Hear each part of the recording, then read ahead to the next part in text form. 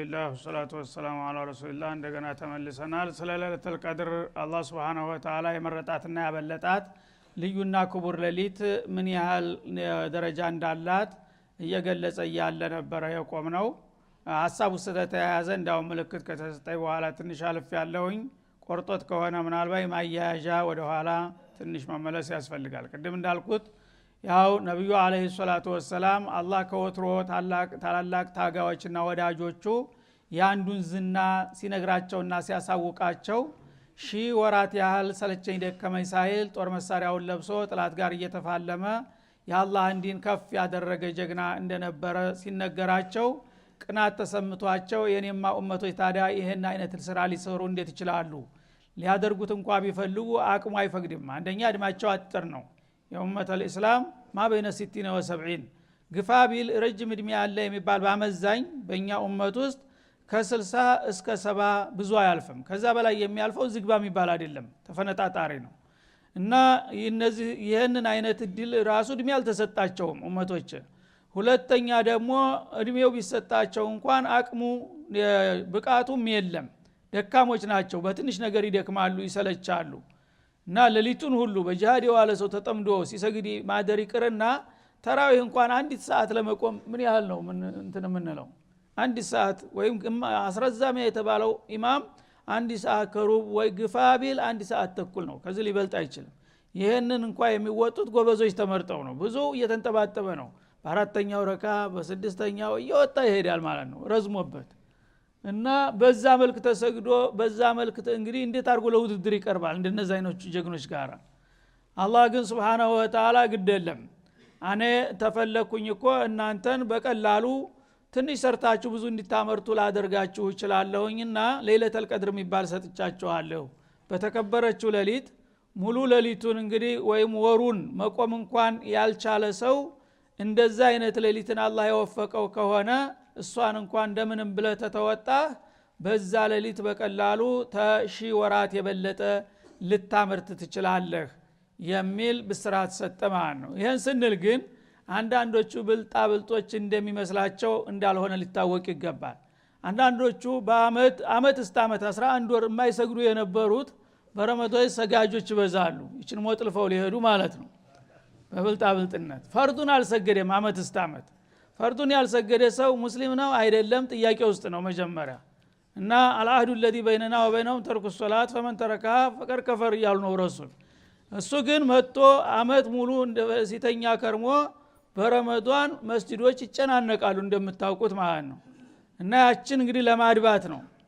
ያም ደግሞ ሆኖ እሱንም ረመዳን ሙሉ በሙሉ የማይሰግዱት ብዙዎች ናቸው። እና ዋናውን እንትና ፈርዱን አይሰግድም። ጧት ተኝቶ ለፍጥር ይከሰከሳል። አንዳንዱ ዙሁር የለ አሱር የለ። እንደዛ ሆኖ ግን ሌሊት ሲሆን አወል ሶፍ ታገኘዋለህ ማለት ነው። እስከዛሬ አወል ሶፍ አመት ሙሉ የማይጠፉ ሰዎች ቦታ ያጣሉ። ይሄ እንግዲህ የብልጣብልጦች ስራ ነው ማለት ነው። የኪሳው ላቂዎች አሁን ነጥቆ ሊሄድ ነው ማለት ነው። ላንተ የመጣውን ሽልማት ላጥ አድርጎ በቃ እንተ ዲከም ጅሉ ያለ ሊሄድ ነው። ይሄ አይደለም። አላህን በብልጠት እንትን ማለት አይቻልም። ስለዚህ እነዚህ ሰዎች በረመዳን ለምን ተባረጉ ለምን መጡ አይደለም፣ መልካም መጥተዋል ተልባቸው ይምጡ። ላለመመለስ ወስነው እንመለሳለን ይችን መጥልፈን እንሄዳለን ብለው ከሆነ ግን አይሆንላቸውም። አላህ ውስጣቸውን ያውቃል። እና ረመዳን ሲያበቃ እንደለመደ እዛው መለሳለሁ የሚል እቅድ ልብ ውስጥ ካለ አላህ ሚስጥር አዋቂ ስለሆነ እንዲህ አይነቶቹን ተግምት አይሰጣቸውም ማለት ነው። ስለዚህ ለይለቱል ቀድር እንግዲህ የምትጠቅመው ሙስተቂም ለሆኑ ሰዎች ነው። እስከዛሬም በመስመሩ ላይ ናቸው። አሁን ደግሞ አላህ Subhanahu Wa Ta'ala ልዩ እድል አመጣላቸው። አመት ሙሉ ሲደክሙ የቆዩት እንደ ሽልማት ነው እንጂ እስከዛሬ ረመዳኑንም መስጂዱንም የማያውቁት አሁን ተከፈልፍለው መተው እንትን ቢሉ የዚህ አይነት አካሄዱ አያዋጣም ለማለት ነው። እና ተሺህ ወራት የበለጠች ናት ለማንኛውም አላህ ለወፈቀው ሰው። ይህችን ሌሊት ለማግኘት ነብዩ አለይሂ ሰላቱ ወሰላም በጣም ያጠምዷት ነበር። እንግዲህ ስራ እንደሳቸው የሚበዛበት ሰው ማንም የለም በአለም ላይ። የዓለም አቀፍ ኃላፊነት ተጭኖባቸው ሌት ተቀን ረፍት የላቸውም። ያ ሁሉ የሥራ ተደራርቦባቸው እያሉ ግን ረመዳን በሚገባ ጊዜ ኢባዳቸው በቃ ወሰንና መጠን አልነበረውም ማለት ነው በለተለይ አኺር አዋሽር የሚባለው ላይ እና መጀመሪያ አካባቢ በየትኛው ክፍል እንዳለች አያውቁም ነበር ልክ ረመዳን እንደገባ ኢዕቲካፍ ገቡ ኢዕቲካፍ መስጂድ ሌት ቀን ሳይወጡ ስንቅ እየመጣላቸው ቁጭ ብለው ሌት ተቀን ዚክርና ኢባዳ ሶላታቸውን ማድረግ ያዙና የመጀመሪያውን 10 አገባደዱ በመጨረሻው ሊወጡ እንግዲህ ምናልባት ረመዳን ላይ አወል ላይ መቸም አንድ ነገር ሊኖራል በሚል ግምት ሊወጡ ሲዘጋጁ ጅብሪል መጣና ኢነለዚ ተጥሉቡሁ አማመክ አላቸው ያችን ልዩ ሌሊት እየፈለክ ይመስለኛል ተበተሰብ ተለይተ እዚ 10 ቀን ሙሉ የተቆርምተህ የቆየው ያ ከሆነ ያች የምትፈለገው ቃ ወደፊት ናት አሁን ገና ናት ባለፈው አልነበረችም ብሎ ነገራቸው የጊዜው ኹጥባ ደር መግለጫ ሰጡ ብዙዎቹ ጎበዞች አሁን ነብዩ የሚሰሩትን ነገር ተስር እየተከታተሉ ይሰሩ ነበርና አለ اعتكف معنا فاني مستمر ان الذين يطلبوه امامنا አሏቸው እስከዛሬ አውዚህ የቆየነው ለይለተል ቀድር እንዳያመልጠን ቤት ከሄዱ እንግዲህ አንዴ ልጆቹ ጋር ሴቶቹ ጋር ሀብት ጋር ስትከራከብ ብዙ ድንገት ሊያመልጥ ይችላልና ሐሳቡን ሰብስቦ ሙሉ በሙሉ እሷን ለማጥመር ነበር አሁን ግን ያ የምንፈልገው ነገር ለሚቀጥለው ሳምንት ተዛውሯል አሉና አሁን አልመጣም ምናልባት የምትችሉ ከሆናችሁ እኔ ልቀጥል ነው ቀጥሉ አሏቸው ይሻሉና ቀጠሉ ማለት ነው ልክ 20ውን ቀን ሲያጠናቅቁ ደግሞ እንደዛው ሊወጡ ሲዘጋጁ አሁንም ጅብሪል መጣ ኢነለዚ ተጥሉቡሁ አማመክ የምፈልገው ነገር አሁንም ወደፊት ነው አለፉት ሌሊቶች 20ዎች ውስጥ አልነበረም አላቸው አሁንም እንደገና መግለጫ ሰጡ ማለት ነው እና በዚህ መልክ እንግዲህ ረመዳኑን ሙሉ ኢዕቲካፍ ያደረጉበት ጊዜ አለ ማለት ነው ይችን ሌሊት ላለማጣት ያ ሁሉ ስራ ያያላቸው ሁሉም ነገር ይቀር ሁሉ በሌላ ወራት ይገኛል ይቺ ግን ታለፈችን በሚቀጥለው አመት ላንኖር እንችላለን በሚል ስጋት ይሄን ያህል ነበር ነብዩ የሚያጠምዷት ማለት ነው ከዛ በኋላ ቆይቶ ለይለተል ቀድር የምትገኘው በረመዳን 10 الأواخر በመጨረሻው 10 መሆኑ ተገለጸላቸው እንደገና ማለት ነው እና የመጀመሪያው 10 ሁለተኛው 10 ያው የረመዳን አጅር እያንዳንዱ ሌሊት መንቃመ ረመዳን ኢማን ወህቲሳብን ወፊረ ለው ማ ተቀደመ ያለው እንደተጠበቀ ነው ግን ለይለተል ቀድር የምትባለው እቺ ታላቅ ሌሊት የተመደበችው በመጨረሻው 10 ውስጥ መሆኑን ተናገሩ ማለት ነው እና የነዛም ደግሞ መጨረሻ 10ዎች በተለይም በነጠላ ቁጥሮች አሉ መጀመሪያ ቅጩን ነግሮኝ ነበረ ማንኛው ሌሊት ላይ እንደምትሆን ግን ልነግራችሁ ወደ እናንተ ስመጣ ሁለት ሰዎች መስጂዱ በር ላይ ተጣልተው እየተጨቃጨቁ አገኘሁኝ እነሱን ገላግላለሁ ብዬ እንትን ስል ሄደችብኝ ታሳቢ አንድ ግርግር ሲፈጠር ሰው ራሱ መቆጣጠር ያቅታል ያሰበው ነገር ሁሉ ይጠፋ ይበተንበታል ማለት ነው እና ወአሳ የኩነ ኸይር አላሁን ብሎ አውቆ ለኸይር ነው ይሄን ያደረገው ምክንያቱም ያች ሌሊት በዚህ ሌሊት ናት ተብሎ አንዴ ቢወሰን ብዙዎቹ ሰነፎች አሁን ረመዳን ብቻ ሳይሆን በዛ ሌሊት ላይ ብቻ ነው በሚረባረቡት ማለት ነው ለዛ ሁሉንም ሌሊቶች እንዲገበዩና እንዲሰሩባቸው ብሎ ይሆናል አላህ ያስጠፋት ኸይር ነው ለማንኛውም ከመጨረሻው 10 አትዘልም በተለይም በነጠላ ቁጥሮች አሉ እና ከዛም በፊት እንደገና በ20ኛው ሌሊት ሊወጡ ሲያስቡ በሚቀጥለው 10 ውስጥ ነው የሚፈለገው ነገር በሚላቸው ጊዜ ሌሊቱን ምናማዩ ምናም ሲያው ያ የምንፈልጋት ሌሊት ወደፊት በሚቀጥለው 10 ውስጥ ነው እና ማንኛው ሌሊት እንደሆነ ይቅጩን አላወቅኩም ግን በዛች ንጋት በጭቃና በውሃ ላይ ስጁድ ሳረጋ ይቻለውኝ ያ ምልክት ሊሆን ይችላል አሉ ይሄንን ቀን ተናግረው እንደዛሬ ለካ በሚቀጥለው ሌሊት ናት ለአንድ ቀን ለትንሽ ልታልፋቸው ነበር ማለት ነው እና አንደኛው ሌሊት ማታ ሊወጡ ነበር ኢዕቲካፍ ግን ይሄንን ምናም አይተዋል በሚቀጥለው ሌሊት ዝናብ ጣለና ያው የዛ ጊዜ ቤታቸው እንዳሁኑ ዘመናዊ አይደለም መስጂዱ ያው የሳር የጭቃ ቤት ነው ተላይ የተምር ቅጠል ነው እንደዳስ የተወረበረበበት ያ ዝናብ ሲወርድበት በሚህራቡ ላይ ጎርፍ መጣ ዝናቡ ወጣ ሱብሂ ሲሰግዱ ማብራት የለም ሱብሂ ሲሰግዱ እንደስተዛሬው ጥሩ ቦታ ነው ብለው ፊታቸው ሄዶ ወልቅ ላይ ጭቃ ላይ ተነከረ ማለት ነው ቀጥ ሲሉ ባፍንጫቸው ጭቃው ሲንጠባጠብ ታየ በዛች ሌሊት መሆኑን አላህ አስቀድሞ ነግሯቸው ነበር በዛች ንጋት እጭቃ ላይ ሱጁድ ታረጋለህ የሚል ምልክት ሰጣቸው ማለት ነው።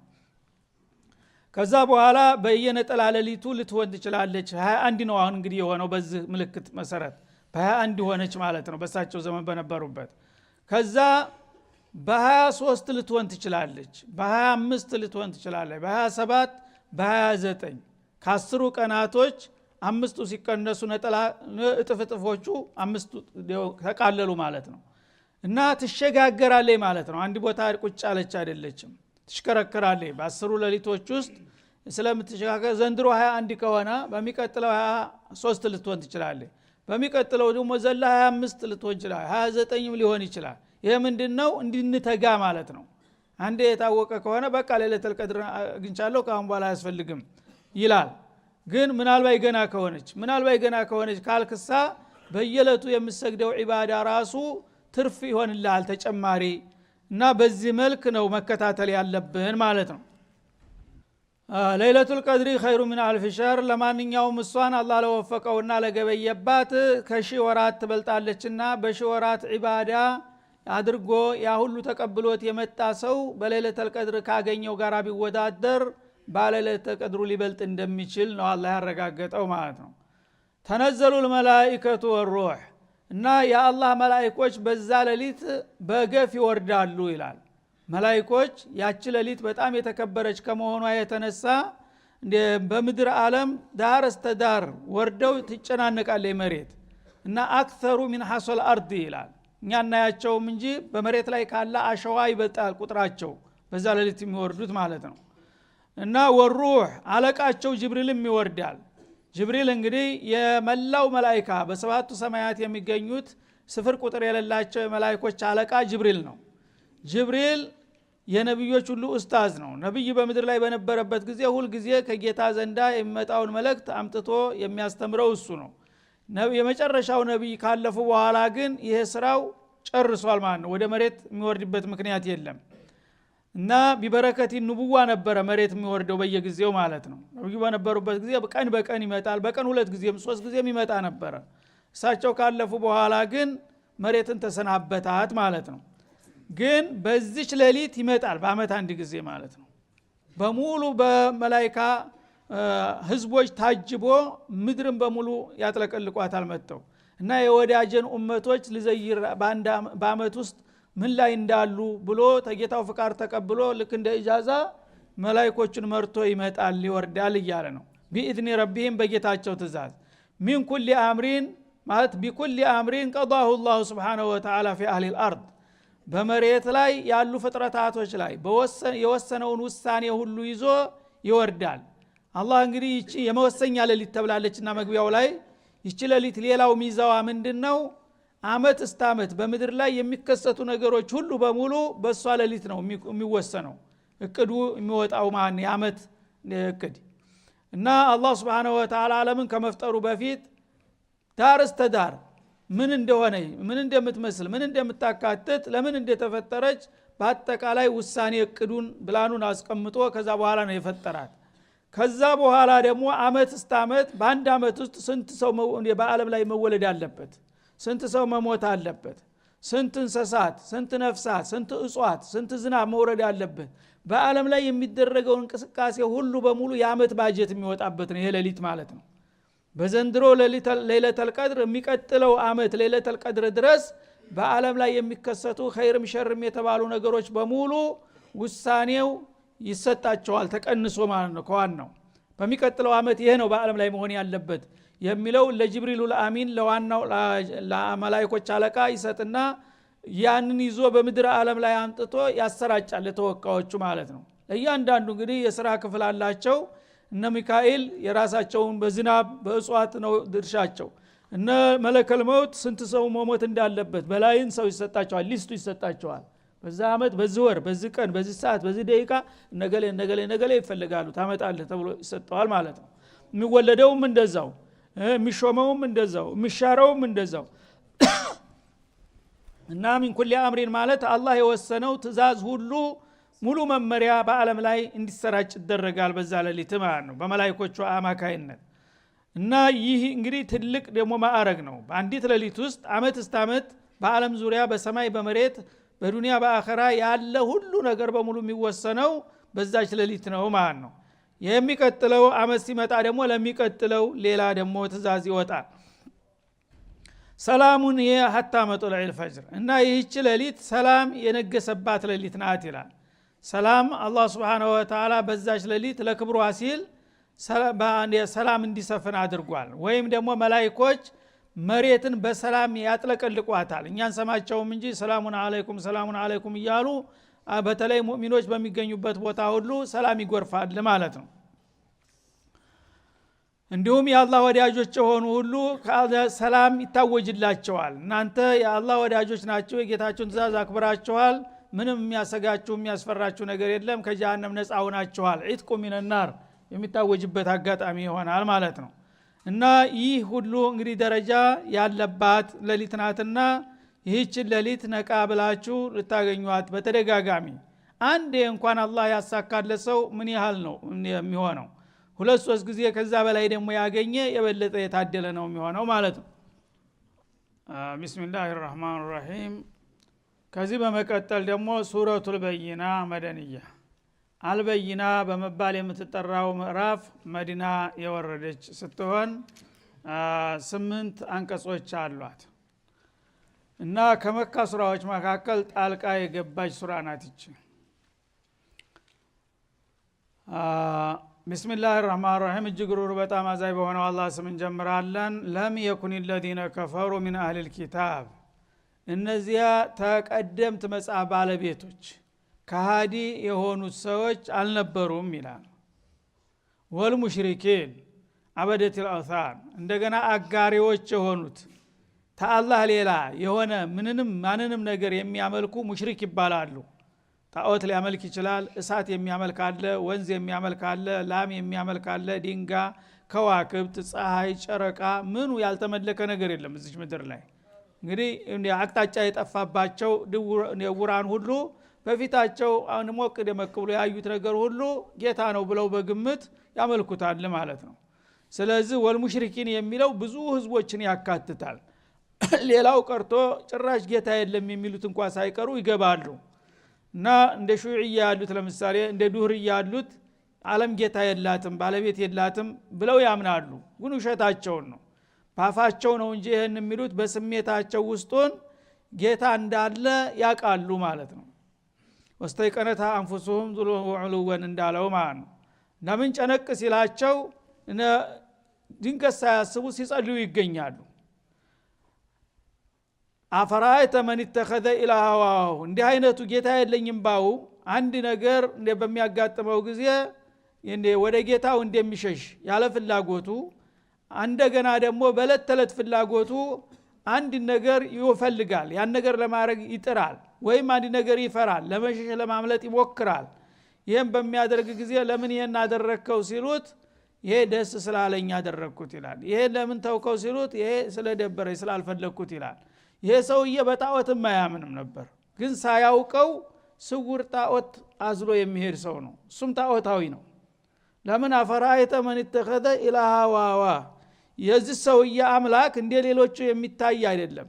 ሐውልት ወይም ቅርጽ የለውም፣ ግን መሰለኝና ደስ አለኝ ወይም ደበረኝ የሚል ጣዖት ልቡ ውስጥ አለ። የሚሰራው ነገር ደስ ያለውን ነው፣ የሚተወው ነገር ደስ የማይፈልገውን ነው። እና እሱ ነፃ ነኝ ጣዖትም አላመልክ ትክክለኛም ጌታ የለኝም ብሏል። ግን ምንም ቢሆን የሰው ልጅ በተፈጥሮው የማምለክ ባህሪ የተጠናወተው ነው። ወደደም ጠላም ያመልካል። የሰው ልጅ የሚያመልከው ነገር አለ፣ ስውርም ይሁን የገሃድም ይሁን። የምታመልከው ነገር መኖሩ ካልቀረ ግን ትክክለኛውን የዓለምን ባለቤት ነው ማምለክ ያለብህ ነው። ለምን ነፃ አልወጣህም? ነፃ ነኝ ትላለህ እንጂ ነፃ የሚባል ነገር የለም በምድር ላይ። ሁሉም ነገር ተገዥ ነው፣ በሰማይም ጭምር። እና ተገዥ ከሆንክ ደግሞ ለትክክለኛው ባለቤት ነው ተገዥ መሆን ያለብህ እንጂ ጌታን ኻሊቀ ሰማዋቲ ወልአርድን አላህን አልገዛም ብለህ በአላህ ላይ አምፀህ እንደገና ሰይጣንንና የራስን ዝንባሌ ስሜትህን መገዛት የለብህም። እና ማንንም ሰው ከአላህ ውጭ የሚያመልክ ሁሉ ሙሽሪክ የሚለው ውስጥ ይገባል በዚህ እዕትባር ሲታይ ማለት ነው። እና አሁን የሚገርመው አህለል ኪታብ ተብለው ሲያበቃ የቀደምት መጽሐፍ ባለቤቶች ቅዱሳን መጽሐፍ አለን የሚሉት ለምሳሌ ይሁዳ ለሷራ የመሳሰሉት አህለል ኪታብ ማለት እነሱ ናቸው። እነዚህና እንደገና ደግሞ እነዛ ትክክለኛውን ጌታ ያጡት ወይም በሱ ሌላ ያጋሩበት አጋሪዎችም ጭምር ሶስቱም ቡድን ማለት ነው ሙንፈኪን የሚለያዩ ወይም የሚላቀቁ አልነበሩም ይላል። ተምን ከነበሩበት እምነትና አመለካከት ሐታ ተእትየሁሙል በይና ግልጽ የሆነው የማያወላዳው ወሳኝና አንጸባራቂ የሆነው መረጃ እስከሚመጣላቸው ድረስ ሁላቸውም በያሉበት ከያዝኩት ነገር ፈንክች አልልም የሚል ጠንካራ አቋም ይዘው ነበረ ይላል። ኩሉ ህዝብን ቢማ ለደይሂም ፈሪሑን እንደሚባለው ማንኛውም ሰው በአንድ ነገር አምናለሁ ካለ የሚያምንበት ነገር ውሸትም ይሁን እውነት ትክክልም ይሁን ስተት የሚያምንበት ነገር ከሁሉም በላይ የበለጠ የተሻለ ነው ብሎ ነው የሚያምንበት አይደለም እንዴ? ተሱ የሚሻል ካለ ወደሚሻለው ነው የሚሄደው ማንኛውም ሰው። ስለዚህ ይሁዲ ከይሁዲ በስተቀር ምንም ቦታ የለውም። ለየድኹል الجنة الا من كان هودا ይላል ማለት ነው። ነስራኒም ተሱ በስተቀር ቅዱስ የለም። ለየድኹል الا من كان نصارى ይላል ማለት ነው። ሙሽሪኩል አረብም ሳይቀሩ እኛን ትክክለኞቹ እና ጌታ ታላቅ ነው ይሏል። ጌታ መኖሩን ያውቃሉ። በመሰረቱ ጌታ ታላቅ ነው። እኛ በወንጀል የተጨማለቅን ውዳቂ ዝመሬት አካባቢ በወንጀል አረንቋ የተጨማለቅን ፍጥሮች ጌታን በቀጥታ ያናግረናል ብለን እሱን መጸለይ ማለት ሱአል አደብ ነው ይሏል። እንግዳውሳ ሰው በወዳጁ ይማለዳልና በወዳጆቹ በነብያት በመላእክቶቹ በተለያዩት በነዛ በኩል ነው መሄድ ያለብን። ዋሲጦ ያስፈልጋል ይላል። ተማዕዘማቸው የተነሳ ጌታን ተማክበር የተነሳ ነው ጣዖት የፈጠሩት ማለት ነው። ጌታ ሙባሸረተን አያናግረንም እሱ አልየል አላ ነውና እኛ ደካሞች ወንጀለኞች እኛን እሱን እንደመድፈር ይቆጠርብናል ብለው ዋሲጧ ይዘው ለመቅረብ ነው። ሊዩቀርቡና ኢለላህ ዙልፋ ይላል ማለት ነው። ሃኡላይ ሹፋዑና ዐንደላህ ባለው አያት እንደተጠቀሰው ማንም ሙሽሪክ የሆነ ሁሉ ጌታን በመሰረቱ ያቃል ሊያፈራል ያከብራለሁም ይላል። ግን ጌታን በቀጥታ ተገዛው በሚባል ጊዜ እኔ እንዴት አድርጌ ጌታ እንደፍሬ እሱን አናግረዋለሁ እንዴት ጸልያለሁኝ? ባይሆን ቅዱሳንና ንጹሃኖችን ጻድቃኖችን ወዳጆችን አውቄ እንደነሱ አገልጋይ ሁኜ በእነሱ በኩል እጄን ይዘው እንዳው ይሄ የኛ ወዳጅ ነው የኛ ሙሪድ ነው እባክህ ይቅር በለው ብለው ያሳልፉኝ እንጂ እኔማ እንዴት አድርጌ ብሎ ነው ወደ ሽርክ የሚገባው ማለት ነው። አላህ ደግሞ ሱብሃንአላህ ኢዛ ሰአለከ ዒባዲ አኒ ፈኢኒ ቀሪብ ኡጂቡ ደዕወተ ዳዒ የምን ዋሲጧ አላ ያዕለሙ መን ኸለቀሁ ወለጢፉል ኸቢር። ስፈጥር አልተጸየፍኳችሁም ሁላችሁም የራሴ ፍጡሮች ናችሁ። ታጠፋችሁም ተጥፋታችሁ መመለስ ትችላላችሁ። ምንም ድርድር ታኳ አያስፈልግም። ቀጥታ ቁል ያ ዒባዲ الذين اسرفوا على انفسهم لا تقنطوا من رحمة الله ቀጥታ ኑቶሎ በሬ ክፍት ነው። ان الله يبسط يده بالليل ليتوب مسيء النهار ويبسط يده بالنهار ليتوب مسيء الليل 24 ሰዓት በሬ ክፍት ነው ይላል አላህ ረህሙ ረሂም። 24 ሰዓት እንደናንተ ባለ ስልጣናት የሥራ ጊዜ ከዚህ ሰዓት እስከዚህ ሰዓት ነው የሚባል ነገር ማስታወቂያ የለም። ዘበኛም አያግድህም። በፈለከው ሰዓት በሌት በቀን ያ ረብ በል ወንጀል የፈለገውን ይሁን ማረኝ ተሳሳትኩኝ አጠፋሁኝ ብትል ምንም የሚያግድህ ነገር የለም ተልብህ ከመጣህ ይላል አላህ Subhanahu Wa Ta'ala። ስለዚህ ሽርክ የሚባለው ነገር በመሰረቱ ጌታን ተማክበር የተነሳ ነው የመጣው። ስለዚህ የአላህ ባለሟሎች መላእክት ካለ ጅብሪል ነው የሚያስታርቀኝ ገብርኤል የሚባል ቤተ ክርስቲያን ማስረጨ በሱ መጸለይ አለብን ይላል። ሚካኤል ነው የአላህ ወዳጅ ሚካኤል የሚባል ቤተ ክርስቲያን መገንባት አለብኝ ይላል ማለት ነው። ማርያም ይላል ኡሙ ሲዲቀቱን ተብሏልና ማርያም የሚባል ቤተ ክርስቲያን የለም በአገራችን ነው ሞልቷል። ተዛታ እንግዲህ በተዋረድ ይወርድና እዚህ ግባ የማይባሉት ተራዎቹ ሁሉ አወራባጆች ጊዮርጊስ ምናምን እየተባለ በተዋረድ ይወርድልሃል ማለት ነው። ወደኛም ስንመጣ በተመሳሳይ መልኩ እንዳይበልጡን ሸህገሌ እሳቸው ሙሪድ እንትና ይወላውም ይላል ማለት ነው። ሱብሃንአላህ የአላህ ረሱል ምን ሊያደርጉ ነው የመጡት? ግለሰቦች እንዲሾሙ ነው የመጡት። የአላህ ረሱል ከአላህ ሌላ ያለን ነገር በሙሉ ትታችሁ ጌታችሁን ብቻ ቀጥታ ተገዙ የሚለው ሊያስተምሩ ነው ነብያት የተላኩት። መጀመሪያ ሌላ ያሽከር ሊያረጋህ አይፈልግም። አላህ ክቡር ፍጡር ነህ ብታጠፋም ብታከፋም ቀጥታ ጌታህን ማናገር ትችላለህ እያለ ነውና በተለያየ መልኩ ሰዎች ሳያውቁ ጌታን ያከበርን መስሏቸው ወይም አደብ የጠበቅን መስሏቸው ሽርክ ውስጥ የሚገቡ እንዳሉ ስለሚያውቅ ይሄን ነገር ነው የሚያሳውቀን ማለት ነው።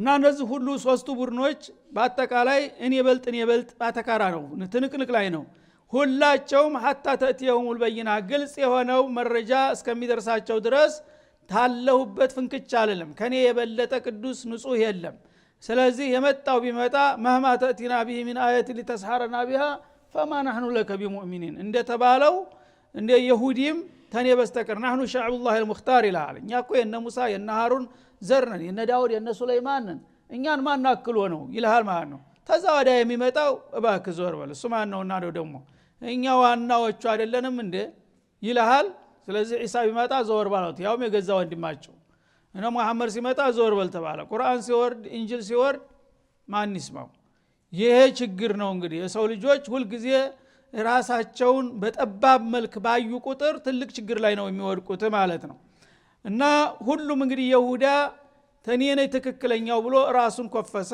ነሳራንይም እንደዛው በበኩሉ hatta ታውታውያን ሳይቀሩ ከኛ የተሻለ ሃይማኖት ሊመጣ አይችልም በማለት አቋም ያዙ ማለት ነው መጀመሪያ ሁላቸውም በየግንባራቸው እኔ ነኝ ትክክለኛው ሁሉ ህዝብ ማለደን ፈሪሁን እንዳለው ትክክለኛው እኔ ነኝ የፈለገው ሃይማኖት ይንጣ የፈለገው እንትን ይመጣ ከኛ የተሻለ ሊመጣ አይችልም የሚል አቋም ላይ ነበሩ ማለት ነው ግን ነብዩ ሲመጡ ቁርአን ሲወርድ አለይሂ ሰላቱ ወሰለም ምን ሆነ ያ የነበረው አቋም ተሸረሸረ ተፍረከረከ ይላል አላህ Subhanahu Wa Ta'ala ሁሉም መጀመሪያ ከመምጣቱ በስተፊት እኔ ነኝ የምሻለው እያለ ነበር የሚደነፋው ይሄንን ደግሞ ታባቴ ታያቴ ወረስኩትን እምነት በምንም በማለማንም አልቀይረውም እያሉ ይደነፉ ነበር ቁርን ያ በነብዩ በኩል ይሄ እድል በሚመጣ ጊዜ አላህ የወፈቃቸው ቀናኤዎች የተሻለ ከመጣማ የተሻለ ማን ይጠላላሉና ወደ አዲሱ እምነት መሸጋገር ጀመሩ መረጃው ስላንጸባረቃቸው ግልጽ መሆኑ ስላወቁት ልግመኞቹ ግን ባሉበት እዛው ዘቅጠው ቀሩ